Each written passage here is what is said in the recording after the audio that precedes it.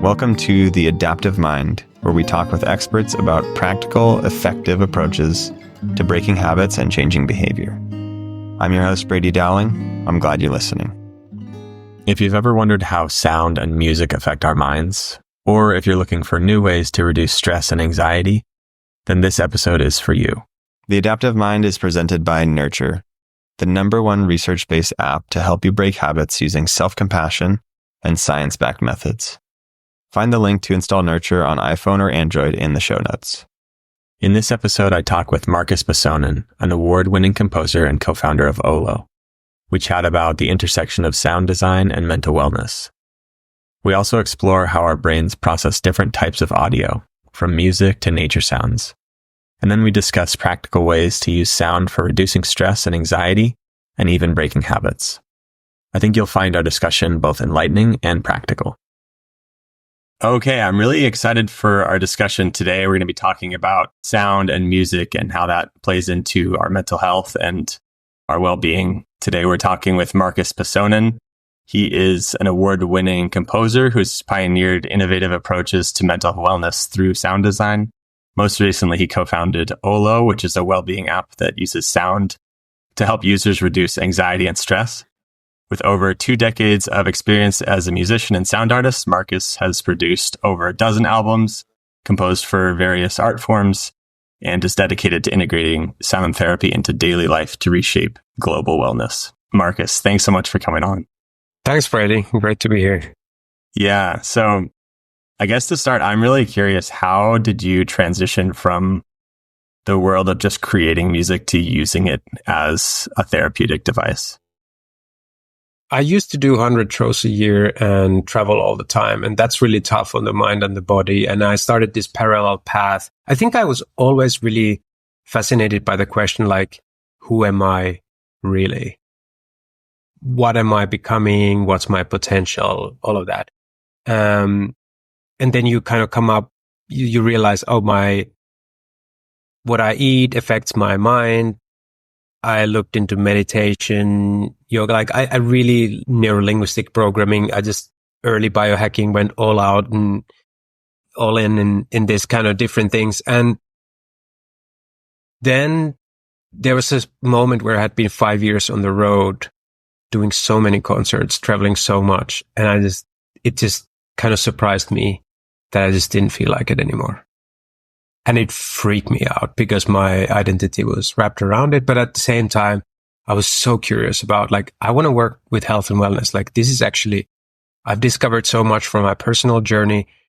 How could this fit together with sound and music? I met my co-founder, Katarina, 10 years ago, who's a somatic therapist, mental health professional. And it was just, the timing was there.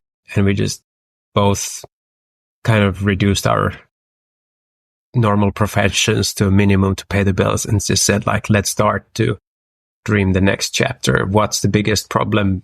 What could we build that is beyond us, just as individuals? Yeah, amazing how kind of a mix of circumstances and then also necessity and kind of needs can play into different opportunities like this. I'm curious, what is it about music and sound that is so valuable to the human mind that kind of has such a strong impact on us? Yeah, I mean, maybe even before answering that, I just want to frame it like the why Olo, why did we went to this? There was that personal spark, obviously, from my own discovery, but then the really big question was like this age-old question, who am I? What's my purpose? Why am I here? How can I know myself? Because then everything, my health choices, my career choices, my relationship choices, all kind of boils down into if I know myself, I'll know what I want and need and can and so on. Mm-hmm. So the first obstacle to not knowing yourself is if you're just so stressed out that you don't have space to even feel yourself or meet yourself or be with yourself. And sound it's just so powerful and accessible at the same time.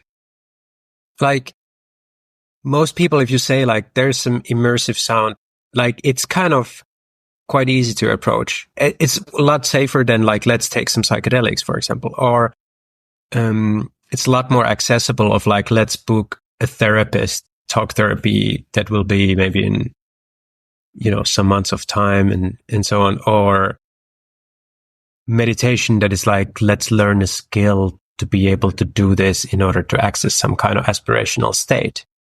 With sound and music, it's kind of like it bypasses our cognitive defenses and we start to feel something immediately. Mm-hmm. And the more people I talk to, I realize that this is actually the main obstacle to get into that zone of feeling yourself and starting then reflect from that place of like, what's my body telling me? What's the language of my nervous system? Like, can I gain some wisdom from this? What's going on? What do I need to process to make sense of life? All of that. And so what are some of the, just at a high level, what are some of the processes and things that happen when that connection happens, when we're able to listen to sound and music and kind of let go of the anxiety, let go of the stress and really connects to ourselves? Yeah, I mean, I think there's that everyday level where, you see most people in cities walking around with headphones and people are already using sounds normalized to create their sense of space around themselves. It's like sound can change your perceived environment. And a lot of people already use it like that. Like you're in a tube in a city, it's noisy and smelly and ugly, and you want to rather be in your choice of creation of whatever you're listening to. So there's that everyday level. And then we just ask ourselves, like, what's beyond that? Like, how can we travel to hyperdiversity places to record in 3D to make sure that it's as immersive as possible, because our biology is wired for nature connection. Like there's something there. I think reducing stress and anxiety is like the first effect that people see. And we actually just passed a peer review in being able to show that with biofeedback. So inside 10 minutes, we could see that anxiety drops 60% and then heart rate variability increases 30%. So I think that's like the first thing. And I look at it as a triangle, like a foundation is nervous system. You regulate the nervous system, it affects your emotional stability and then your cognitive function. Because, I mean, we all have the experience, like you stressed out, you're just not thinking straight. And it's nobody's fault if you have brain fog or hard to make decisions or just reactive or, tired and wired. If your biology is kind of working against you. So that's why this bottom-up approach, like there's 4 times more pathways from the nervous system to the brain than the other way around. So if we want to change states, that's going to be the easiest path. And so going from that bottom and going a little bit further, do you think sound can promote neuroplasticity or help someone that's trying to change behaviors? Absolutely. I think it needs even more research. But one anecdote maybe interesting is that I was just 1.5 years ago in the MAPS conference in Denver with 15,000 people around psychedelics. I talked to a lot of therapists there and I asked like how big part the sound and music is in the process. And they said huge.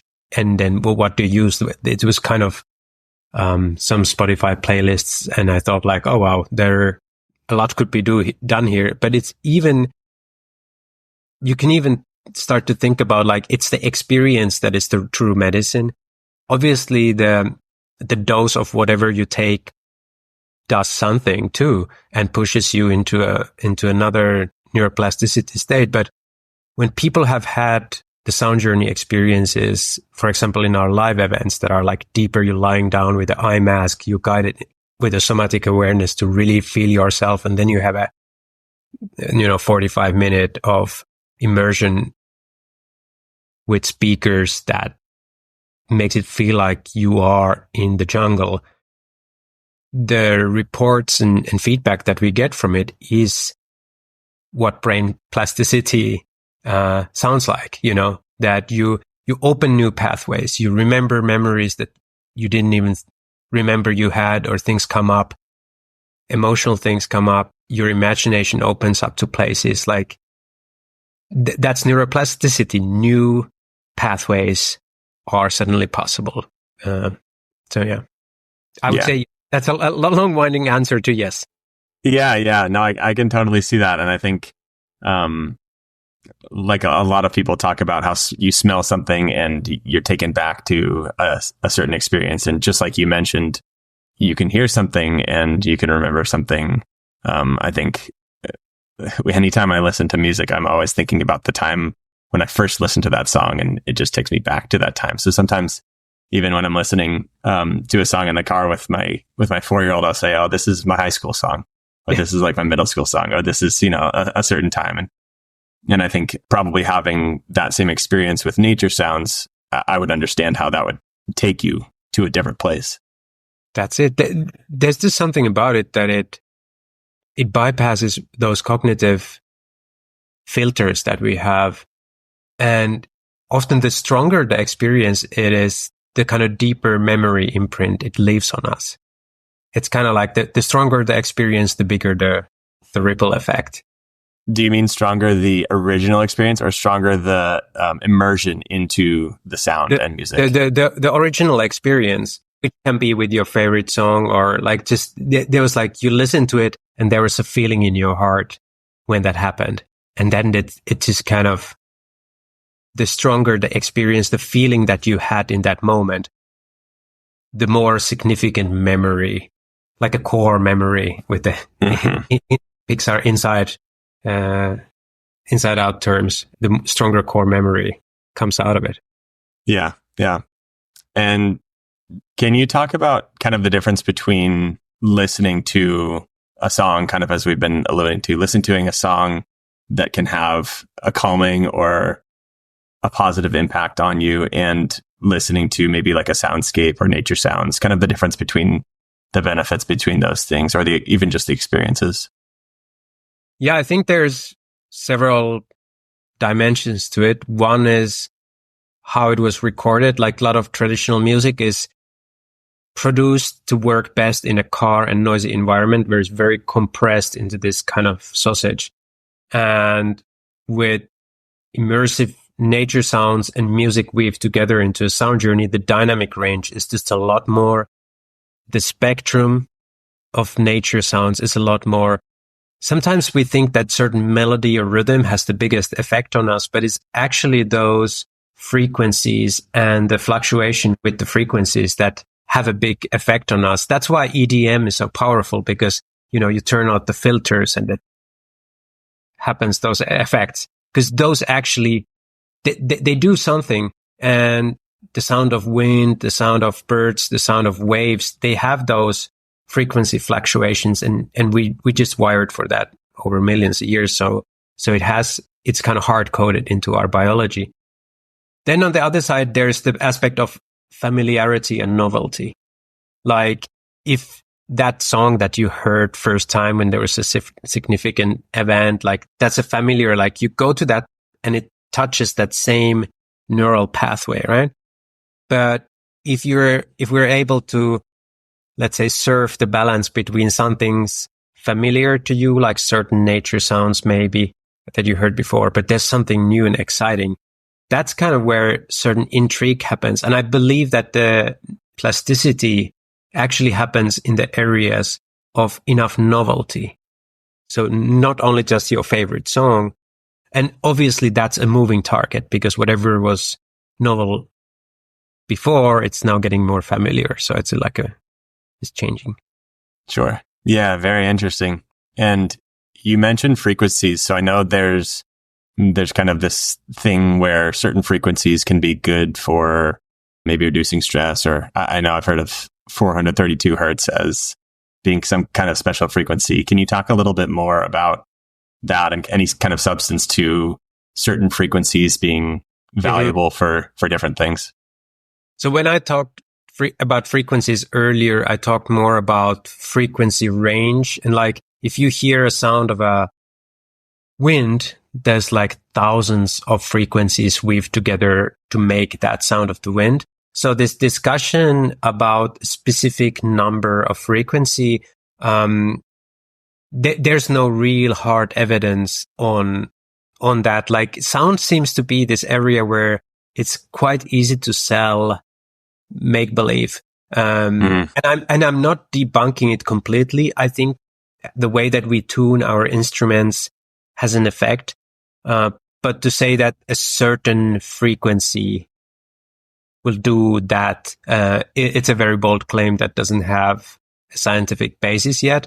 But I think that's also interesting to see how long time certain topics have been coming and going, and there's always something ASMR, binaural beats, 4D sound, 5D, 8D, just name it. Like, there's always like a new marketing lingo of this is some magic.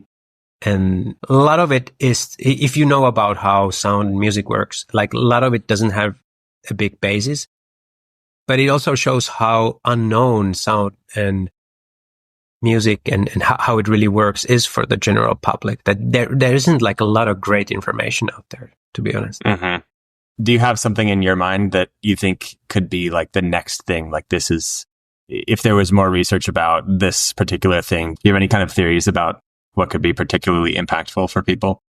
Yeah, I do. I have a lot, and I cannot talk all about it, but I think in general, if I would say like the spatialization of sound is something like really obvious. When we used to live close to nature, our hearing is our eyes behind our back, and they're answering one question all the time to us is like, am I safe around me? What's happening here? And when we are living in a wall of noise in cities, our distance that we can hear is actually less, because that wall of noise creates almost like a sonic claustrophoby. You cannot hear far. So you're all the time like there's a light stress stage. Like, there's all the time signal like you're not completely safe. Like, the earth is a bit rumbling and you cannot really orient yourself in this chaos. Whereas in you're out in the nature, you can hear the distance and the direction of the sounds, and it helps you to orient. And for some reason, we see a lot of people with difficulties to concentrate or ADHD or things like that, that there's something really significant happening when the audio is spatial and three-dimensional, and it helps the brain to orient in space. So I think space is an unexplored area of sound. Yeah. I mean, as you talk about that, it also takes me back to kind of the first time that I experienced a 3D audio when I was a kid, and I listened on my headphones to this 3D haircut experience, and it was like amazing. I couldn't believe it, and I showed it to everybody. I brought it to my family, and I was like, close your eyes, and it was amazing. And so I can totally see how, even now when I listen to nature sounds or things where I can hear things going back and forth, one, I'm taking back to that moment, but also it's just kind of, it takes me out of this one-dimensional kind of confined space, like you're talking about, this claustrophobic space.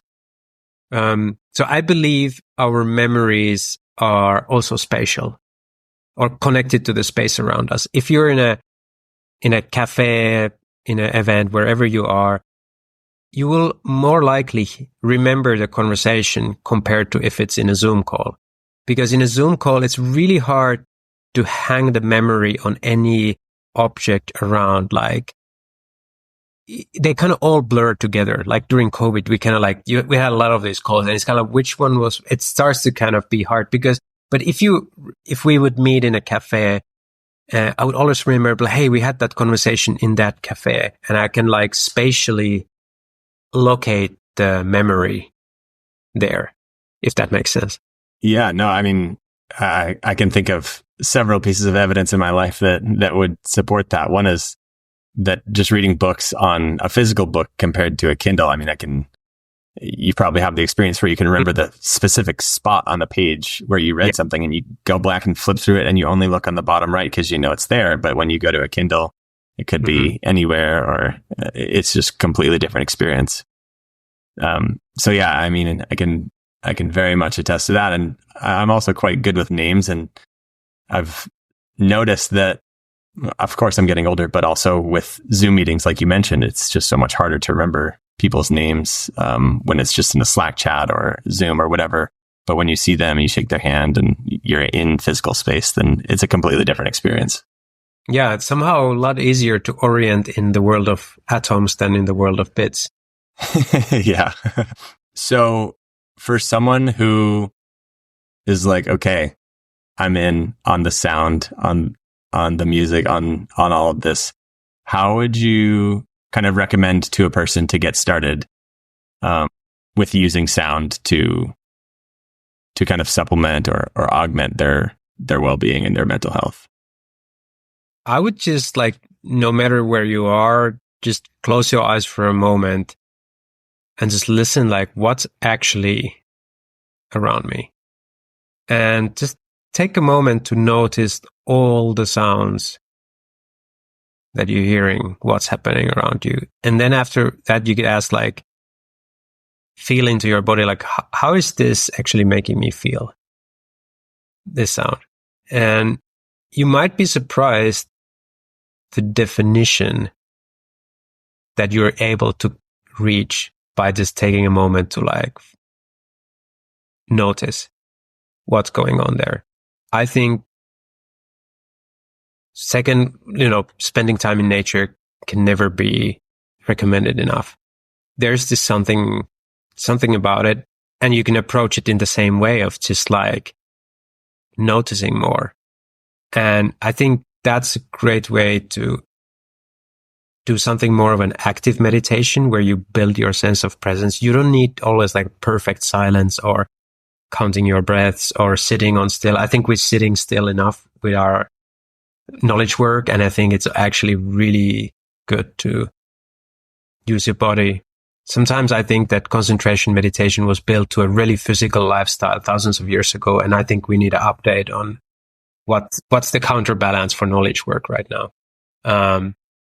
Obviously, we have built an app and live events for experiencing something like that, and we put a lot of care on the quality of the sound and the quality of the experience, because our realization was that the more immersive the experience is, the bigger the therapeutic potential with that. And obviously, as a composer, I looked at all the apps. I was like, oh, this static rain sounds like people are not getting it. There's this voice actors reading scripts. Like, it can be more, So that's how we got into the whole field. Yeah, that's amazing. And from what I've seen, and I couldn't tell this just from listening to the app. I mean, I could feel the quality of it, but you actually traveled to a lot of different places to do these recordings. Maybe you can talk about that just very briefly.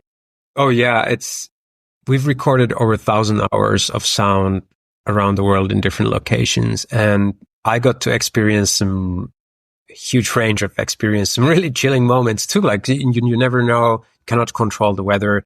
You're out in the wild. There's something really exciting about being out there in the jungle with a microphone at the first time, and how things happen, or you're at the beach and the waves are crashing, or like there's a kind of a discovery in that. I really felt like a discoverer going out there, wanting to listen to the world, wanting to listen to nature most of all, but also cities, and just really trying to notice what's out there. How does the world sound like? How does it make me feel? And how can I then create something useful for anyone to have? Because some of those places, like, I don't know if people want to go there. Like, they're quite hard to get to and stuff like that. So experiencing it through sound can be a lot safer and pleasurable way too. Yeah, cool. Okay, so we've talked about a lot of really interesting things. Is there anything that we didn't cover that maybe you want to touch on, or anything that you wanted to come back to that you think might be helpful for people? Maybe as just a general direction, like I'm really excited about the self-directedness of people's health and wellness and their choices. I just, by 27, more than half of Americans will be working for self as a freelancer or entrepreneur. So like the whole responsibility of our health and wellness is moving from the institution to the individual. And I think we're all in this discovery. There's so much recommendations, like people's wellness stack can be like insane. And like, if you just execute all of that, you like might not have time to do anything else. So for everybody to take a moment to discover what feels right for them. And I think that's why I feel like listening to your body, to your nervous system, to yourself is like the foundation so that we could make better choices of what's right for us. Because health and wellness is not one size fits all world. We do need to, and I know you're big on building habits. So I think it's like the first question is like, what is the habit that I should build? Like, what is actually gonna benefit me? And sometimes we need to experiment. But we need to be like true to like, how do we know if it's good? It cannot be a top-down mental decision of like, this was said in this podcast and I'm just gonna do it no matter what, like until my body screams no. So like trusting your senses in discernment and calibrating your embodied wisdom, your sense of being able to listen to the body. I think that's like, for me, the foundation. Yeah. Step number 1, figure it out. Thank you so much, Markus. As I said, this I think has been really interesting and really insightful. And I think a lot of people will find this really helpful as well. So I'll make sure that there are links to Olo in the show notes. So please check that out. As Markus mentioned, a lot of amazing tracks in there and amazing locations to listen from. So thank you again for coming on, Markus. And it was a pleasure. Thank you, Brady. It was fun. Thanks for joining us on this episode of The Adaptive Mind, brought to you by Neurture, the research-based app for overcoming unwanted or addictive behaviors. I hope you found our conversation insightful and inspiring. If you did, please subscribe, rate, and leave a review on your favorite podcast platform. Your feedback helps us reach more listeners and continue bringing these learnings to people that need them. Remember that you have an adaptive mind that does incredible things every day, and it's capable of even more. We'll see you in the next episode.